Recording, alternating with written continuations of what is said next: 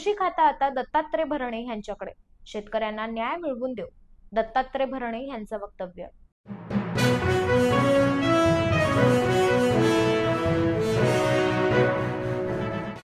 माणिकराव कोकाटेंचा मंत्रिपदाचा पत्ता कट होणार नाही. माणिकराव कोकाटेंना कृषी खात्याऐवजी क्रीडा खातं.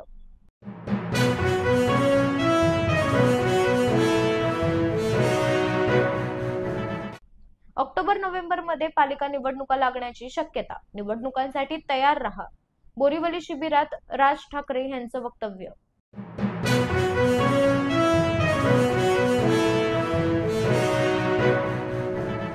लाडकी बहीण योजनेसाठी 410 कोटींचा निधी.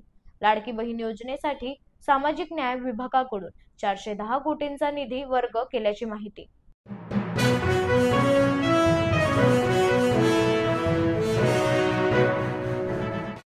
विधानसभा अपात्रतेची प्रक्रिया रखडवतात, सुप्रीम कोर्टाची टिप्पणी.